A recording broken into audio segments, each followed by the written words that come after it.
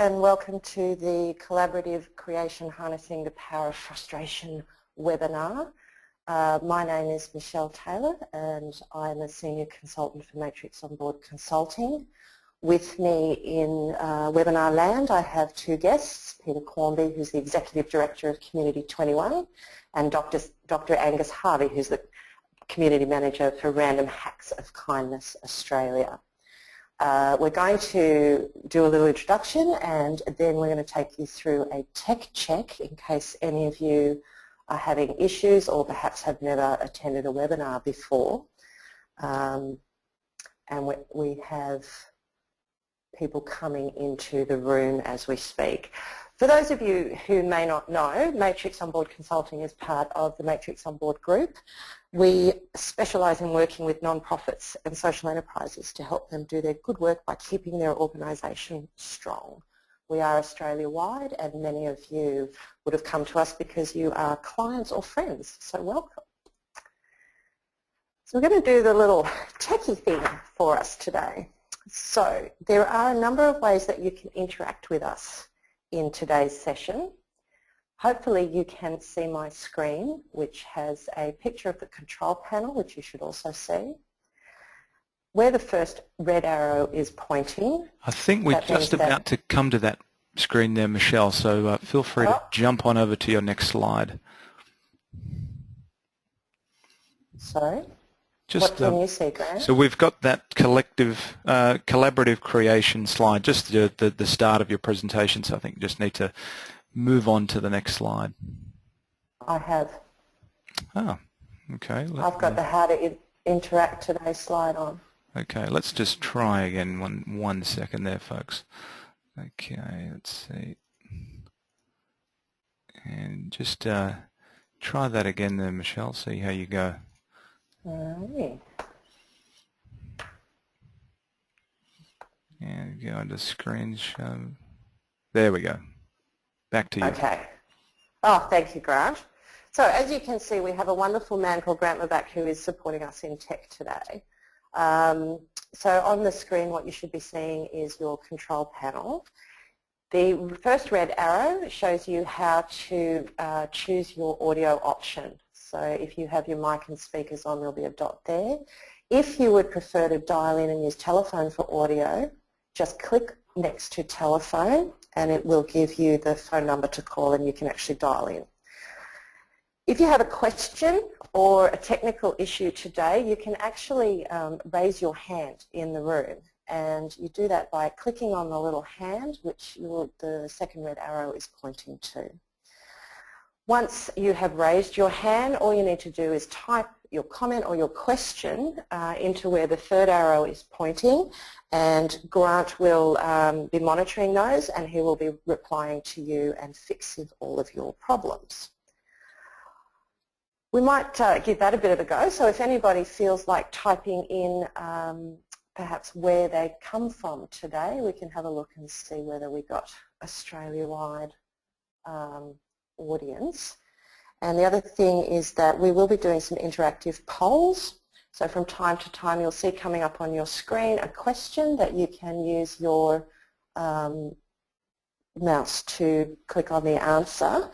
And Grant, we might try the first poll today and just see, so that everybody can have a look and see what that feels like. So let's launch so we've got a few people in the room. Ashfield, Tony's from Wollongong, Julie's from Penrith, Jimmy from Alice Springs, Melanie from Victoria, Darren, ready to roll. So thank you to those of you that are telling us where you're joining from today. I'm going to launch our first interactive poll. So you'll see on screen a question and a selection of responses that you can cast.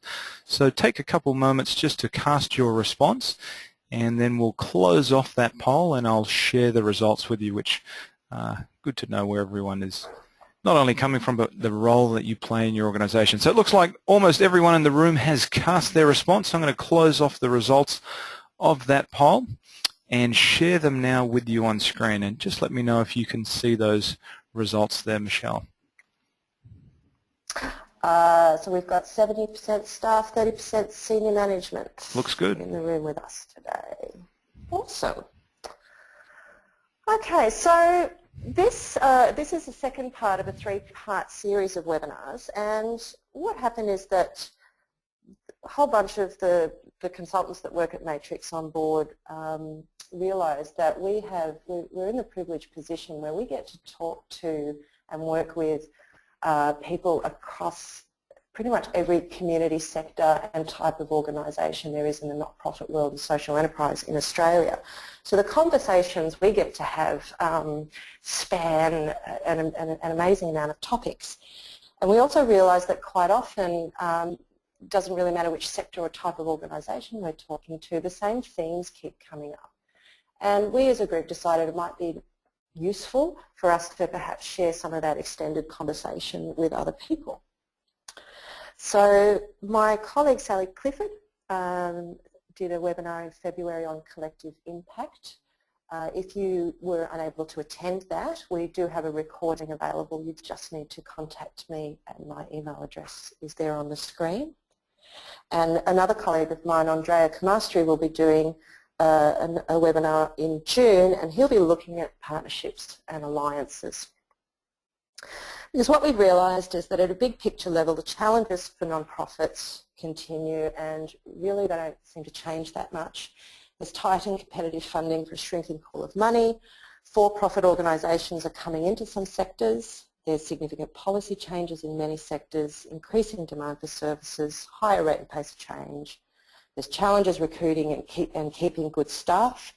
And while none of it's new, what we at Matrix have been sensing is this feeling of hopelessness and frustration and exhaustion. But we're also finding determination, excitement and a renewed sense of identity. And people are more and more realising that there's opportunities living inside the challenges and opportunities to think collectively, work and play well with others, and realise that we're not working in it alone, which is really easy to say and occasionally easy to do, but more often than not, this is a tricky thing to do.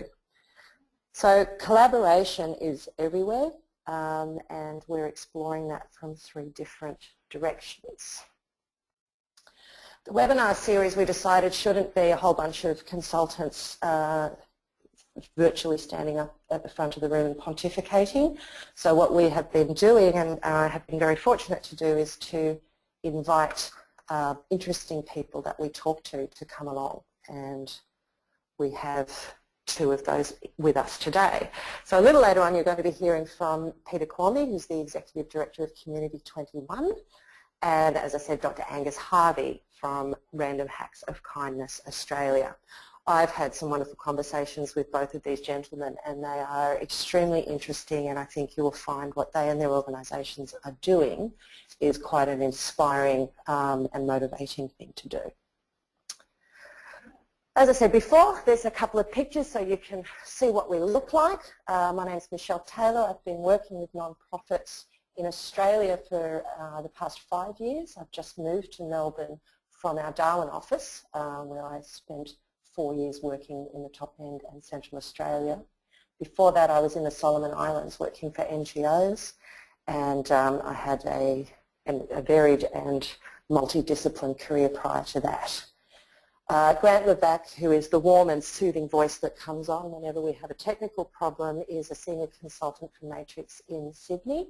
He is an expert webinar host, and he runs and manages our e-governance side of the business. So the way, the way that we'll run the webinar today is I'm going to provide a little bit of an introduction to the topic and a frame for which part of collaboration we're looking at, and then I will be interviewing each of our wonderful guests.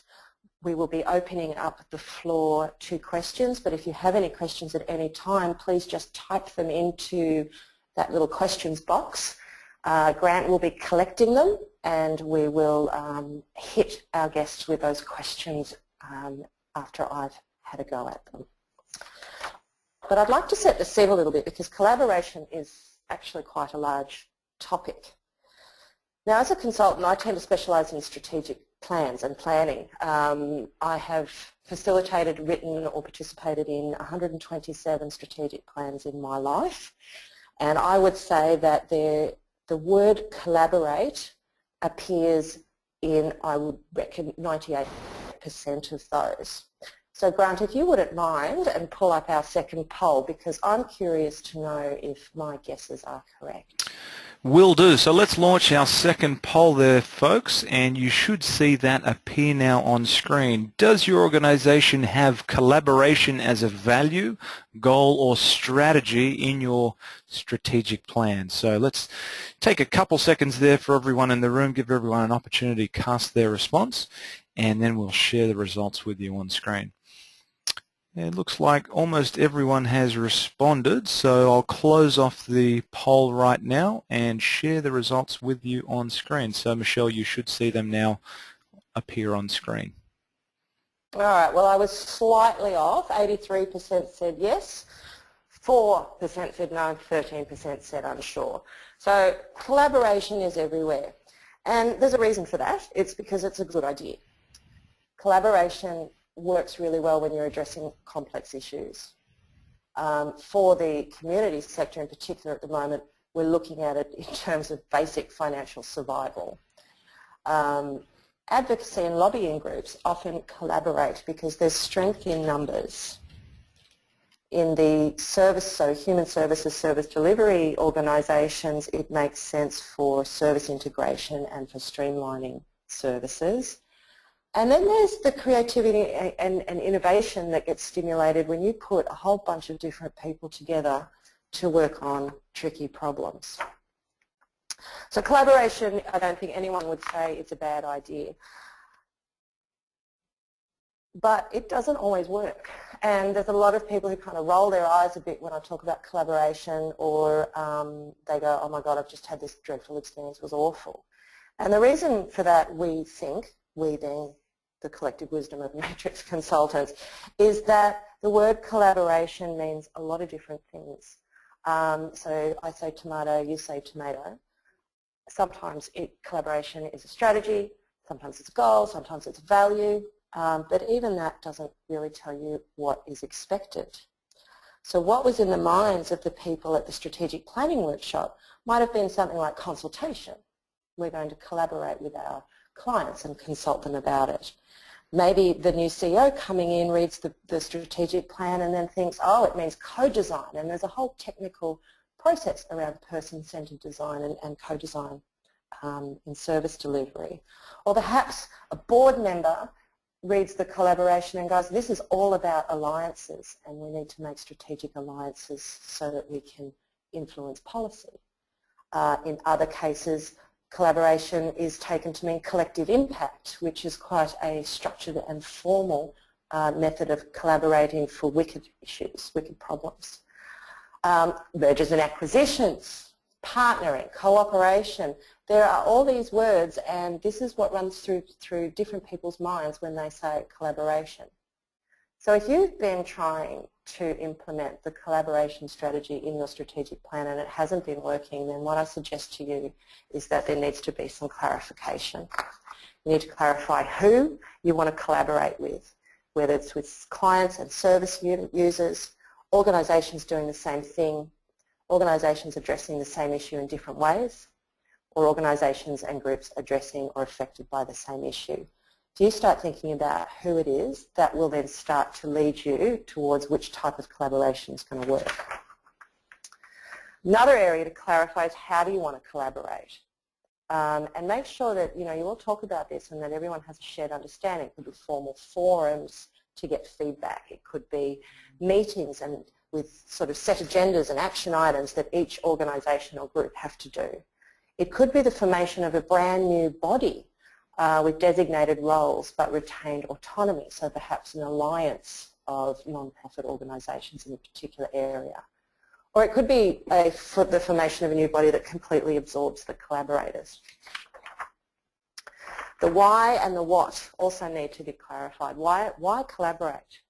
It could be more effective service delivery, so you deliver the services better and of higher quality. It could be more efficient or cost-effective service delivery, better outcomes for the people that we serve, bigger influence, perhaps to overcome some obstacles or to change policy or behaviour. There is strength in numbers. But I want to take a slightly specific and different approach to the topic today. My colleague Andrea will be talking a lot more about those slides that I just whizzed through in terms of formal assessments and thinking about how to collaborate. But what I want to do is talk about something that I found a little bit more interesting, and that is collaboration as a means to create something that never existed before.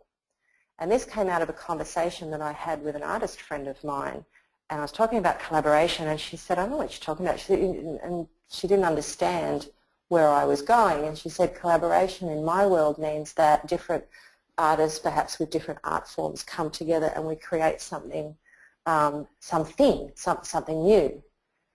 And I thought this was really cool, and the example that she gave me was the, when buildings at festivals and shows and special times of year, it's now fairly common that you'll see this amazing artwork that highlights beautiful architecture, and sometimes they have music to it. So this is a collaboration that has created a beautiful thing that never existed before, and the result is something tangible. So I went looking to see if I could find beautiful creations in the community sector, and I did. And when I was investigating, I realised that collaborative creation in the community sector often originates with frustration, that existing solutions are not good enough. And that's why I called it Harnessing the Power of Frustration. And my first guest today certainly addressed that in his collaborative endeavour. So if you want to harness the power of frustration, I put it to you, ask some of your questions on the screen to yourself and your colleagues and your partners and your clients, and see if you're all feeling the same way. What's driving you nuts? What are you not satisfied in the arena that you work in? Even where are the weaknesses on your SWOT analysis? Who else might be having the same pain? And what would be the ideal service or product or thing for you to use, and why don't you have access to that? I'm reckoning that Peter Quarmby, some of those questions went through his mind about 15 years ago when he was part of the founding group of Community 21 and the community sector banking. So Peter has over 30 years of not-for-profit sector experience. He's an innovative and passionate thinker who's committed to ensuring that Australia's not-for-profit sector remains sustainable and effective. He's had a varied career and he's pursued innovations that enhance the value, both social and financial, of the work of the not-for-profit sector, as well as building services that allow the sector to do the work more effectively. As I said, he was instrumental in the foundation and success of community sector banking and its new world-first banking and crowdfunding platform, ACT, and Australia's first regional superannuation fund. He was named in the inaugural Impact 25 by Pro Bono Australia as a current director of the Jobs Australia Foundation and serves on many national and international boards. And he's also a very lovely bloke, and I'm thrilled to have him happy to step up and let me ask him a whole bunch of questions today. So welcome, Peter. Hello, Michelle. How are you? I'm very, very well, thank you. How are you? That's great. I'm great, and I guess what makes me sad is when I look at the impact of collaboration, and I go back 15 years, I actually had more hair than I have today, so there is a price to pay. That's like my father always says, he never had a grey hair till he married my mother. No, and your mother probably didn't have all the ones that she had until she married him. That's usually her response. Yes. So as I said, thank you very much. We had a fantastic conversation when I was kind of researching this area, and I thought some of the answers to the questions I asked you were worth sharing with a wider audience.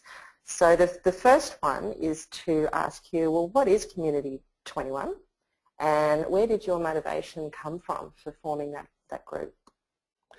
Well, I guess as you said at the outset, that quite often this stuff comes from frustration, and having spent the greater part of my adult life in the non-profit sector, in various guises, I realised that the world kept changing around us and the demands on us kept increasing, yet the pressures that we had financially kept increasing as well. And there was, you know, I guess I kept hearing a lot of moaning and groaning about how hard it was.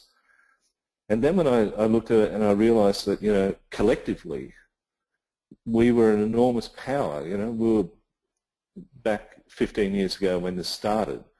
You know, we were bigger than agriculture. We were bigger than mining. We were at the time the second biggest non-profit sector in the world. I think we're now the biggest because of the meltdown in Europe. Yet we, from a financial point of view, we didn't have a relationship with the financial sector. They didn't understand us, and we weren't making any great attempt to get them to understand us. And so I figured, if we can't get them to understand us, then let's create something that does understand it. In other words, you know, if you can't beat them, join them. And so I met with a couple of close friends and said, why don't we create a bank for the non-profit sector? And as I told you, Michelle, yeah, their first response was, you know, possibly Valium. But after a little while, when the numbers were put in front of them, they went, you know, bloody hell, we do have enormous capacity here. All we've got to do is come together. And this was the whole concept of collaboration. This needed to be a collaboration. And if I go back to my schoolboy Latin, to collaborate translates directly to English as labouring together. And so we had to take this from a concept or an idea to a verb. It had to be an active thing. We had to actually be working to achieve this outcome. And so it meant that we actually had to commit something to this. And we knew that there would need to be a financial contribution, that we would need to put up risk capital, that we would need to change, I guess, some of the thinking within the sector. This was as much about, and if I can go back a step, in a sense we didn't need another bank in this country. We had plenty of banks. But what we needed was to change the way in which the finance sector viewed the non-profit sector, and also change the way in which the non-profit sector viewed capital. And we figured the best way to do that was to come together and say, yes, we can own this together, and we can build a structure that would achieve that. And it also meant breaking. Sorry, go ahead. No, I was just going to say, so it's much more of a proactive, you know, let's just create what we need approach, yeah? Yeah, and I mean, it was, you know, ideas are easy. I mean, I come up with 100 ideas a day. It's actually implementing the ideas that are far more challenging, and that's where, you know, in some ways a part of collaboration is letting your idea go and go into a new domain and be pulled apart and tossed around and bashed up and then put back together again. And if it's a sound enough idea, it should come back together pretty much the way you conceived it. And luckily for us, you know, the idea that we had about creating a banking system for non-profits was bashed around and, you know, torn apart and put back together, and it looked pretty much like we started with, and we figured, well, yeah, we must be on to something here. Awesome.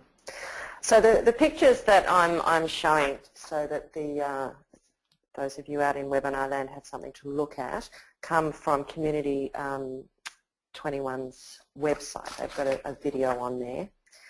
So Peter, when did you decide to approach Bendigo Bank? So you had this idea, you thought it might be good, it got beaten up and bashed up and turned into something, and then how did you approach Bendigo Bank? Well, I guess in a way it was rather serendipitous. as it said in my bio, I actually was one of the people instrumental in creating Australia's first regional superannuation fund. Mm. And we needed a distribution partner, and I'd heard of this bank called Bendigo Bank that was starting to do some interesting things.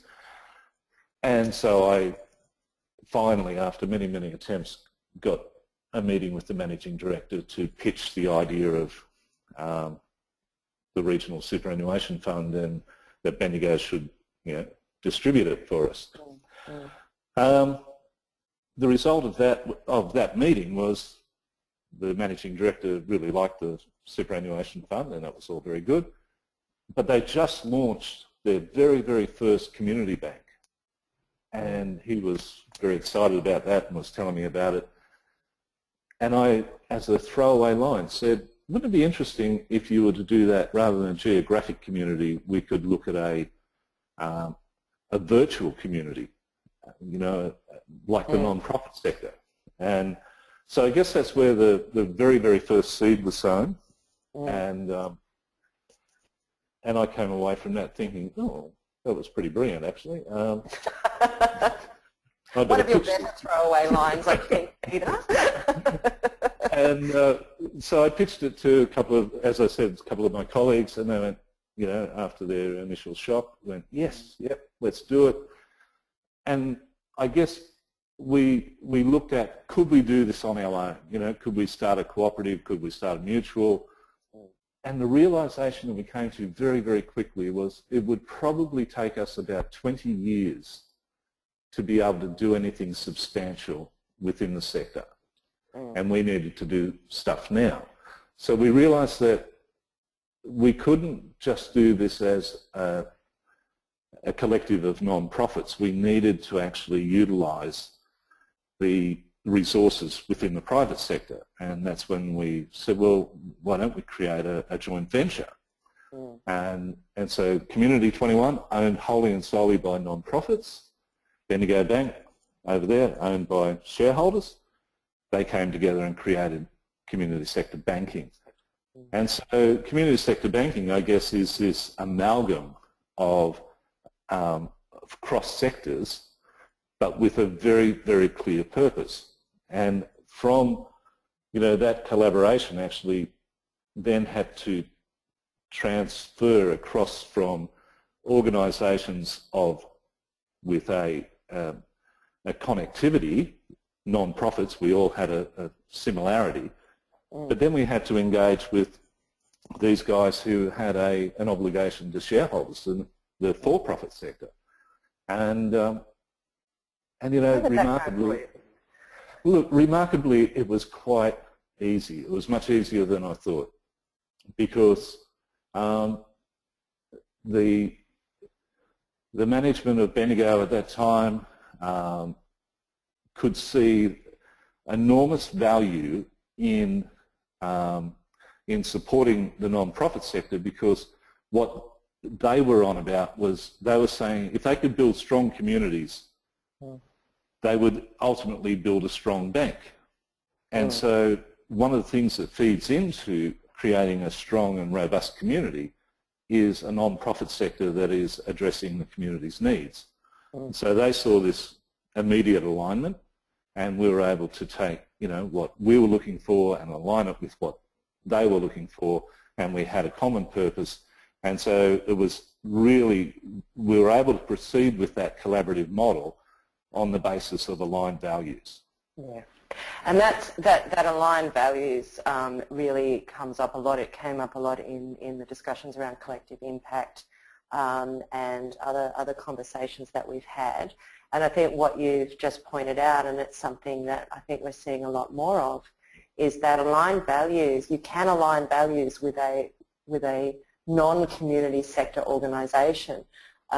Just because they're a business or a bank or an accounting firm, they more and more their corporate social responsibility and just the values of organisations.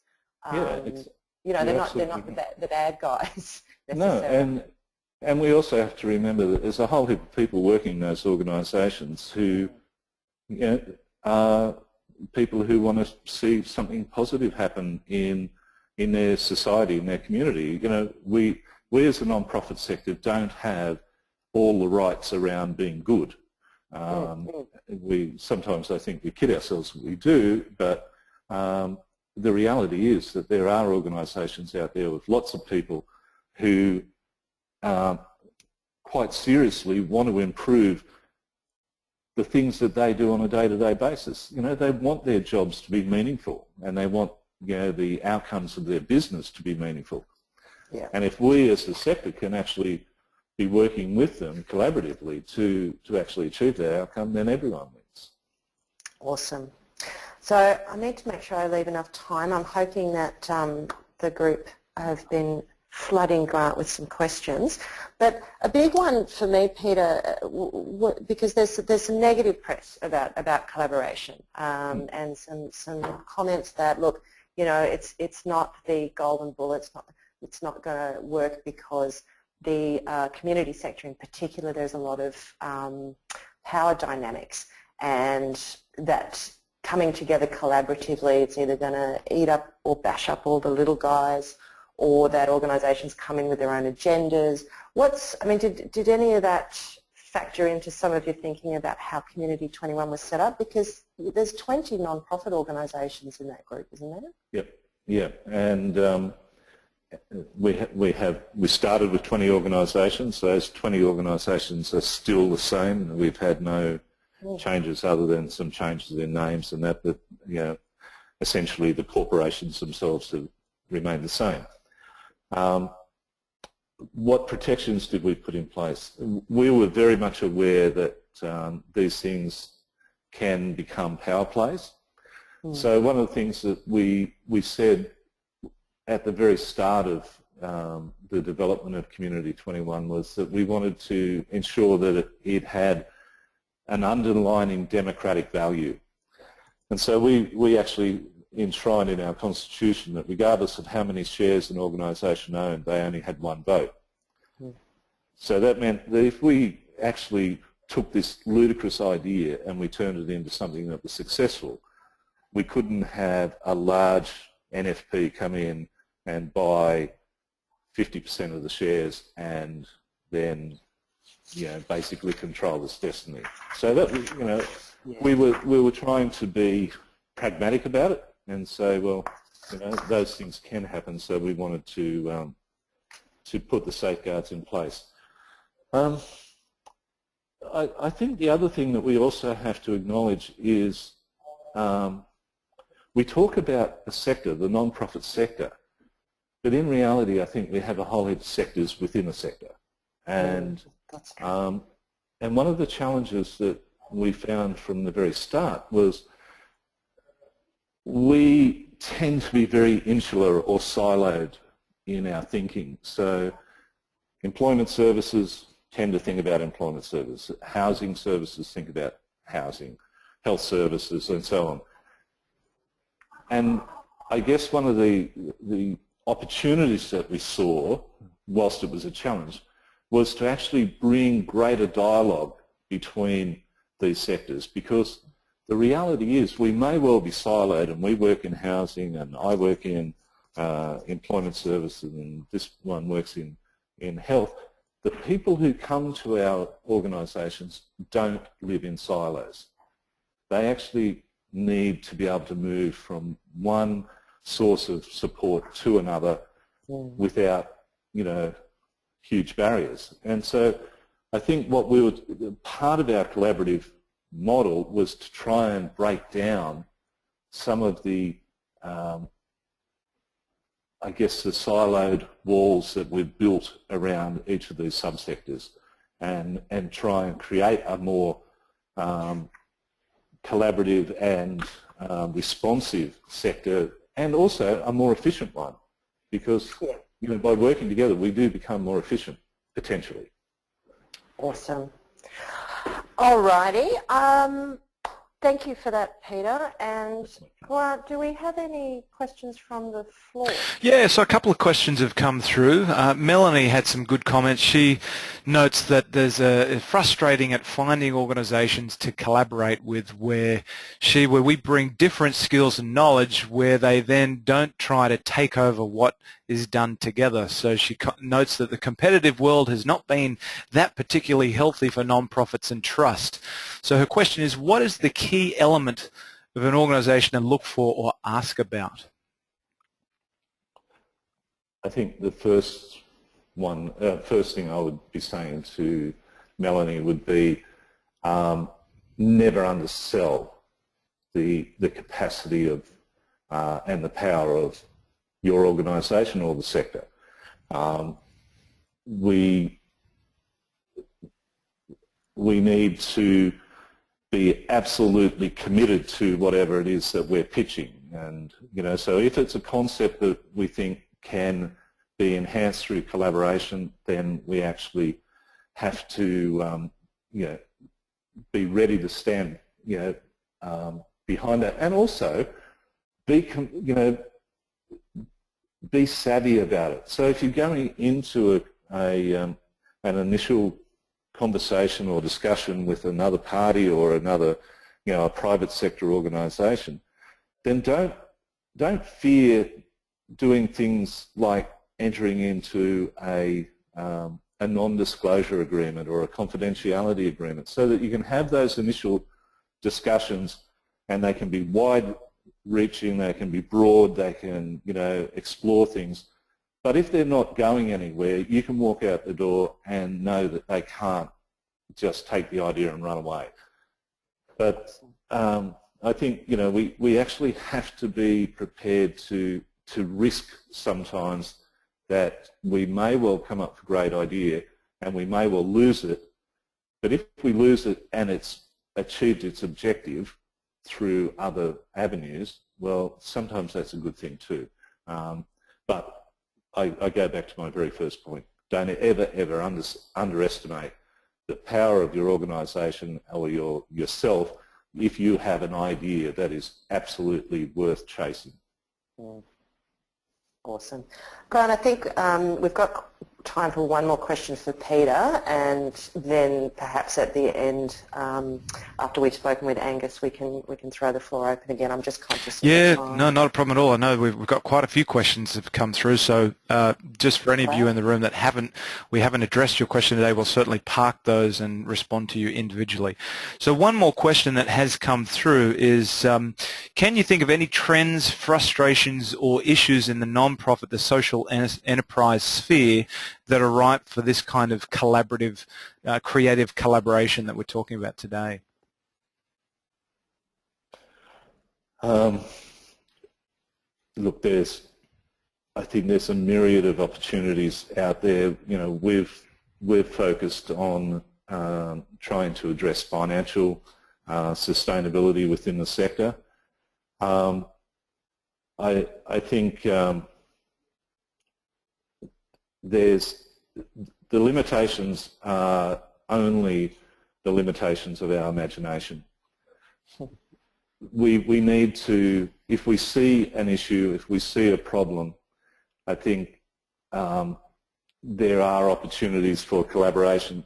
I think traditionally, as a sector, and I say this respectfully because I have worked in it all of my life, we have tended to be a little bit mendicant particularly to government, and so we've looked to government to resolve our problems. I think what we need to be doing now is bracing ourselves to find new ways in which we can resolve the issues that will continue to confront us, and there are a myriad of them. You only have to look at the intergenerational report to see where this country is going, the problems that we're going to have, that we as a sector will inherit, and we have to resolve them. But I guess my point is that we have the capacity to resolve them.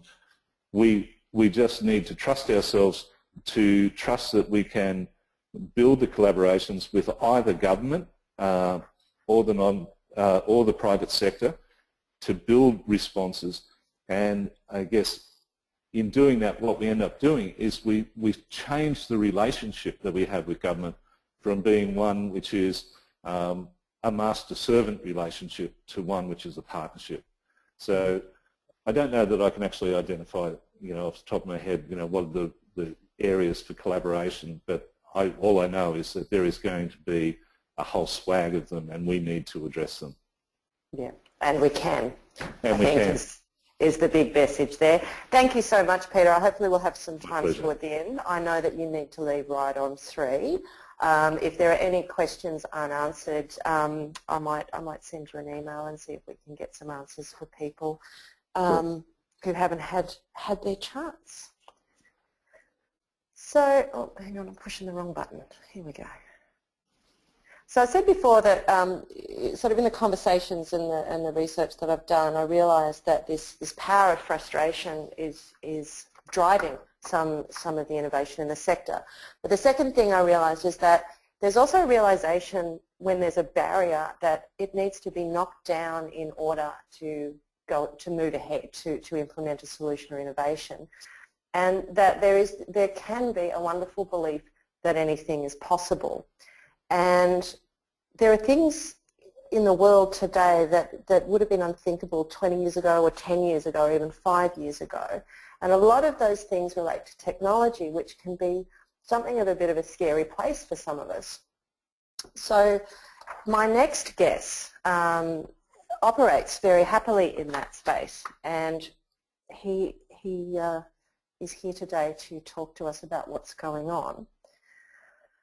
So Dr. Angus Hervey is the Community Manager for Random Hacks of Kindness Australia. He's a political economist and a former Ralph Miliband Scholar from the London School of Economics. After an early career in Cape Town as a successful entrepreneur and lecturer, he moved to London, where he was the founding journal manager of Global Policy, which is one of the world's leading international political journals.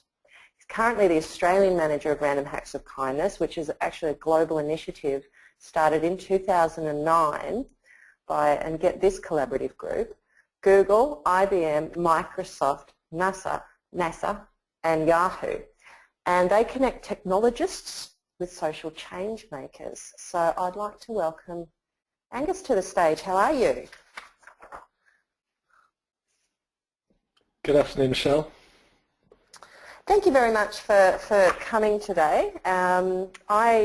I was lucky enough to hear you give a very impromptu speech about Random Hacks of Kindness. Can you maybe explain a little bit about what on earth that is, and where did the motivation come from to start that movement, and why is it happening so quickly in Australia? Sure. So just to check, can you hear me? Yes, I can. Great. So yeah, thanks very much for having me. Random Hacks of Kindness is pretty simple, actually. We're a global group of technologists that are hacking for good.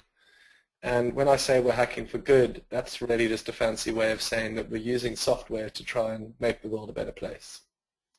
And the way that we do that is we connect technologists, which are people that can work with software, but also people that are good at things like project management or design, anything really that can create some kind of technological solution to a problem.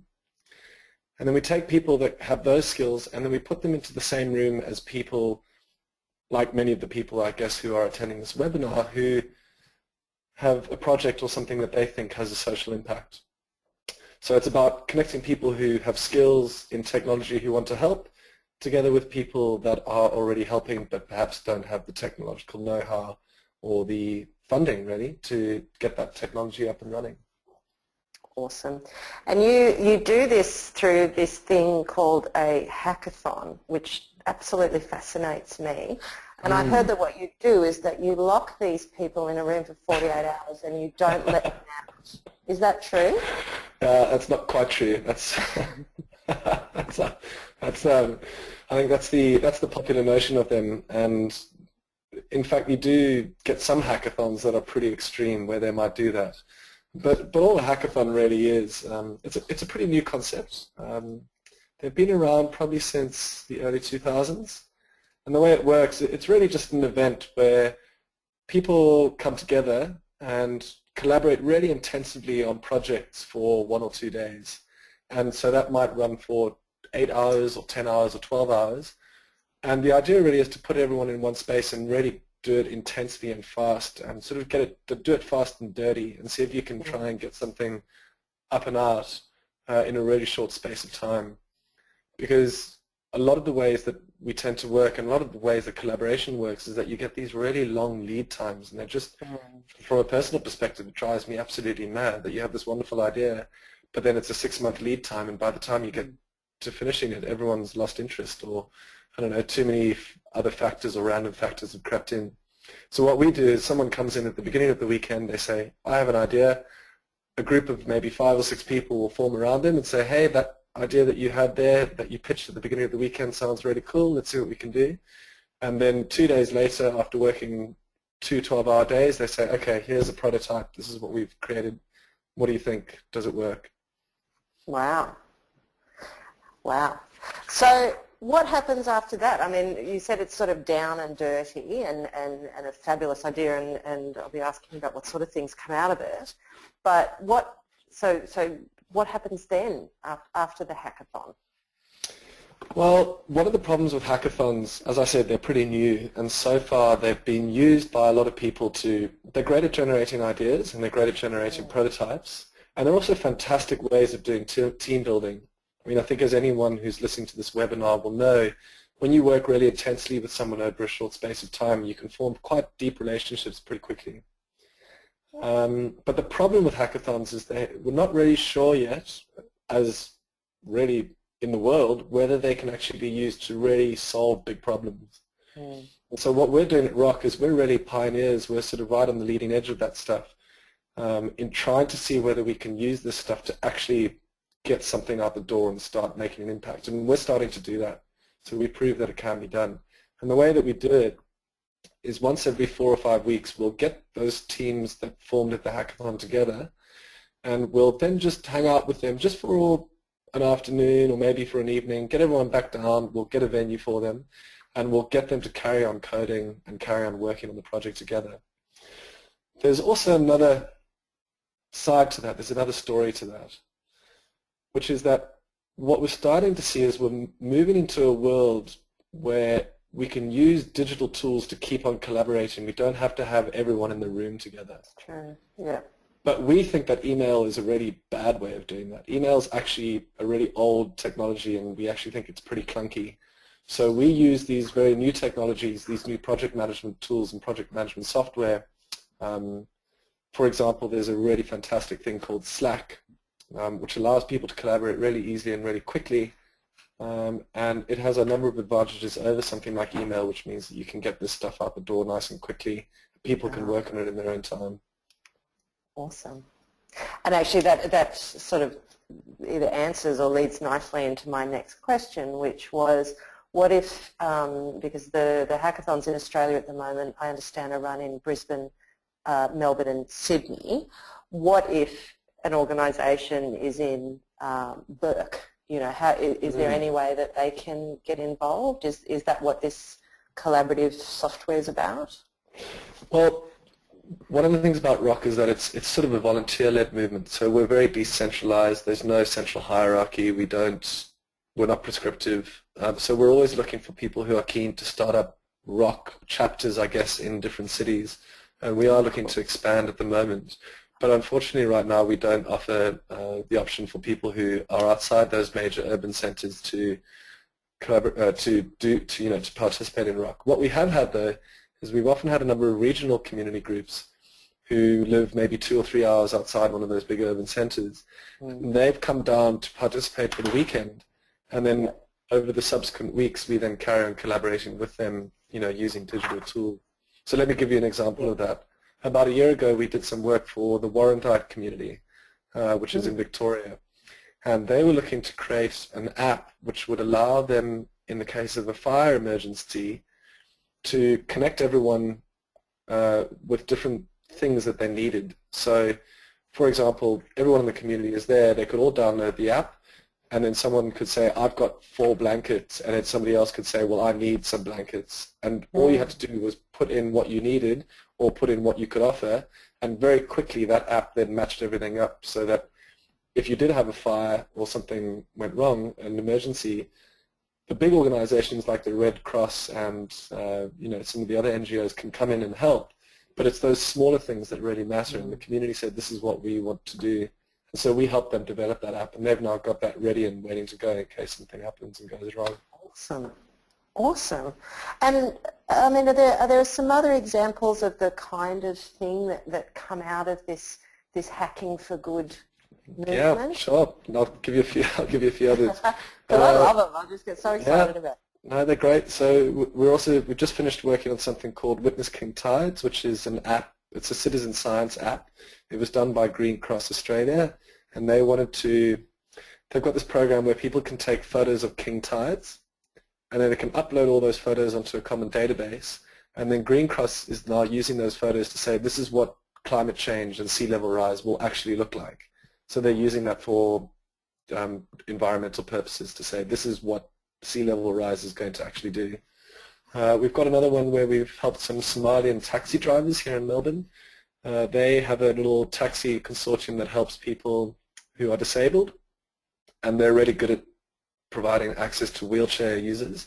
But the problem is that the disability services really struggle to get taxis. It often takes them 2 or 3 hours to get a taxi for their clients. And so what they wanted to do was solve a double problem, really, where they wanted to get more employment for these refugee taxi drivers, but at the same time they wanted to reduce the waiting times for wheelchair users. And so we've created technology solutions to help these two groups come together and basically just get in touch with each other. That's a really simple technological hack, but for these people it meant everything. Yeah, that's a big bang for your buck. Absolutely. And then up in Sydney we've just finished developing. There was a father who had a son who was autistic, and he was looking for apps on the iPad store that could help autistic kids match objects to words. But he couldn't find anything, and he went searching all over the world, and there was just nothing that was good. So he came to us and said, can you help develop me an app that helps autistic kids? And so we're in the middle of doing that for him, and we're going to hope to roll that out the next hackathon. Wow. Very exciting, and there's a whole bunch of stuff on the website, so I encourage anyone listening to go onto the websites of Random Hacks of Kindness. They've also, of course, got Facebook pages, and I'm sure there's all sorts of places you can find. I have one last question, then we'll throw it onto the floor. Angus, when does it fail? When is a hack not a good solution? It's a great question. So this is personal philosophy. Keep in mind that I'm Gen Y, so I'm coming at this from a little bit of a different perspective, and that that the world is changing. Our generation, Gen Y, is sort of bringing a whole lot of different values and attitudes to the workplace, and also different values and attitudes into collaboration. From a personal perspective, I think that collaboration works really well when you don't get prescriptive. And I think if you sit there and you try and lay out very complicated plans and strategic guidelines and objectives and outcomes and a whole lot of stuff around it, people get frustrated because you don't give them autonomy and you don't give them license to use their own creativity to solve that problem. So what we do at Random Hacks of Kindness, whenever we've been too prescriptive at Random Hacks of Kindness, we see the projects fail almost invariably.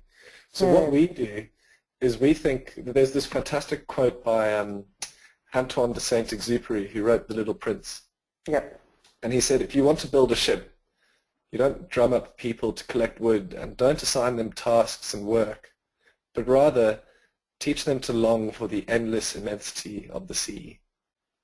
And that really informs how we work. We give people the vision. We say, this is the problem we want to solve, and this is what it could do.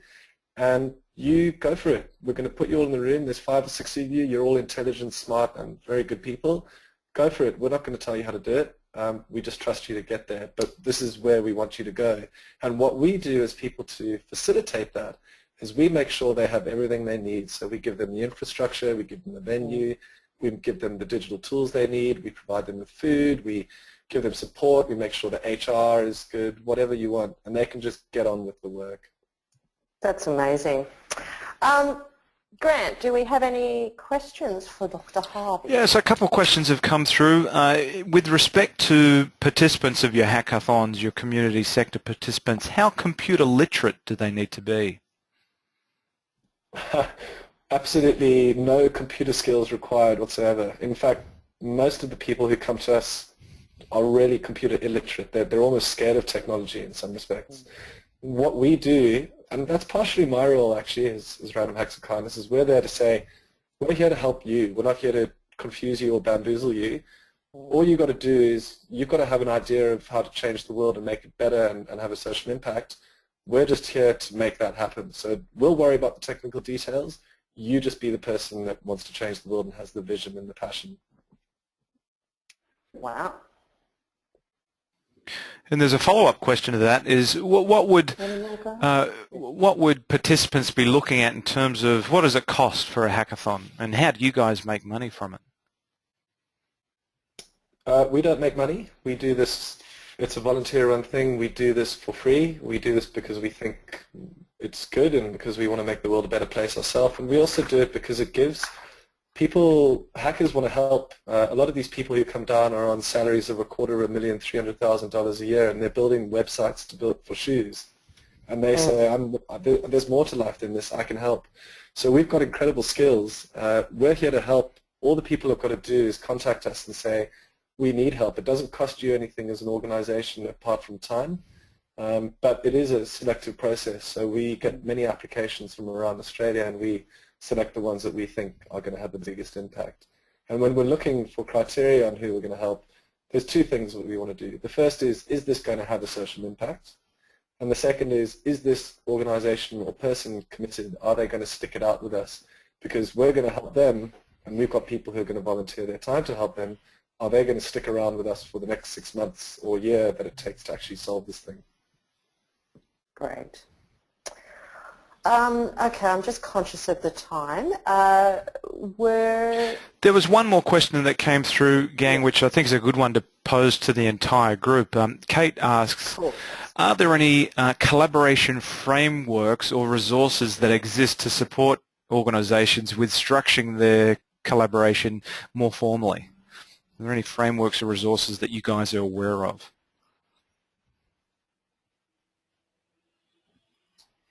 I think that's what Angus was saying, that they don't like the Gen Y. No, that's actually not quite true. There are amazing tools. For a start, I would suggest investigating, just go to something called Slack online, S-L-A-C-K, like a slacker. Go check that out. It's a really simple technology, and it's the fastest growing collaborative tool in the world right now. I think there's something like 3 million users, and it's doubling every 6 months. They reckon this is the #1 email killer out there right now, and it's being used by everyone from Microsoft through to Hewlett Packard down to the smallest organization. Go do a bit of research on Slack and drop us a line if you want some more info on it. We're happy to help. Awesome. Peter, any thoughts on that, or any final words before you run for your taxi? Look, I'm still struggling with the fact that I've been in the sector probably for more years than Angus has been on this planet.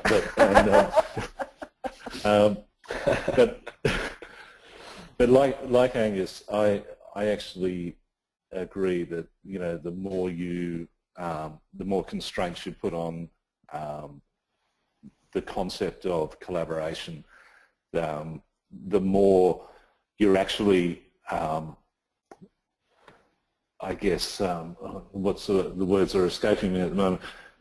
The more you're restricting the potential outcome. So there, in a sense, it does need to free form, and I think the greatest protection you can put in place is actually own the idea, own where you want to take it, and be committed to actually to put the work in, because collaboration, as I said, from my very fumbling schoolboy Latin, it means labouring together. It takes work, it takes time, it is not easy, it is frustrating, it can drive you balmy. But at the end of the day, it means that we can change the paradigm that we're in. And I think, you know, just accepting that we can change things is that first enormous step. Once you believe you can change something, that you can have an impact, then you're halfway there. Absolutely. Thank you, Peter. And Angus, do you have any final words of wisdom for our mob out there? Yeah, I mean, I couldn't agree with Peter more. This stuff is bloody difficult. Everyone likes to talk about the collaborative economy, but very few people actually do it and do it well. So it's about sticking to your guns and getting it done, and also understanding that there's going to be speed bumps and things along the road. The flip side of that, though, is that the world is changing. We are undergoing the biggest revolution in a century in terms of the way that people work and the way that people do things, and there's no more excuse for people not to collaborate anymore. So all the tools that you need and all the advice that you need are there at your fingertips.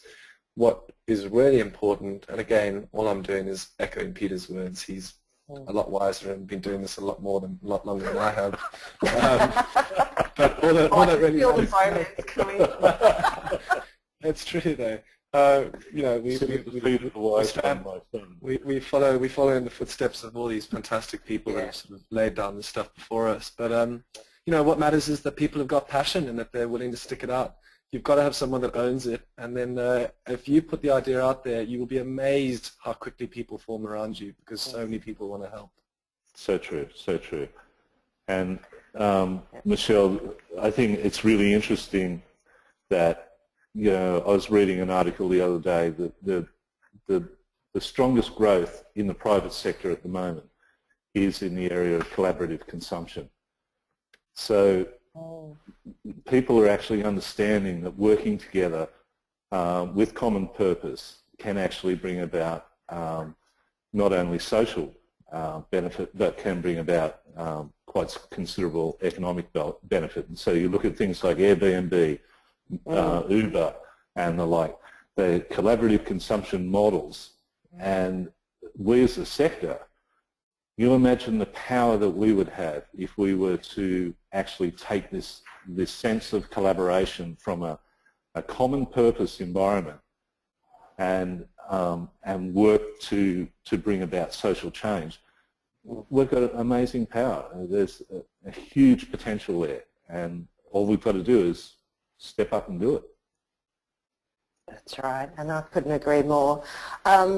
It is 3 o'clock now, and I would like to thank you both, both for coming to the webinar today, but also for the conversations that we've had prior to this. I've learned a tremendous amount, and you both have you've kind of inspired me personally in the work that I do.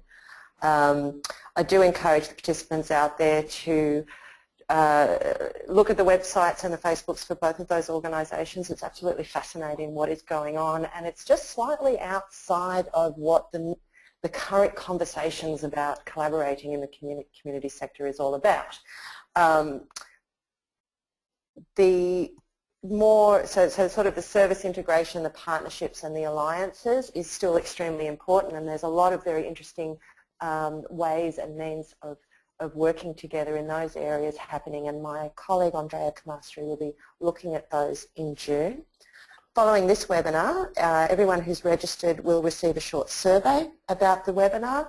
So it only takes about 5 minutes. It would be really good to get your feedback, mainly because at Matrix we think these are interesting, but we need to know if they're actually useful and worth doing, and not just feeding my fantasy of being a late night talk show host. A recording of the webinar will be available following this webinar. You'll get an automatic email that gives you a link to that recording, and if you have any questions or ideas or anything that you want to know, my contact details are all over the slides and the invitations that you've received.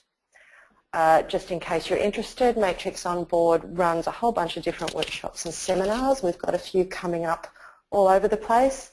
There's a 2-day New Leaders program in Alice Springs. We do Governance for Change. And Sydney, our Sydney mob on the 1st of April is doing an organisational health check.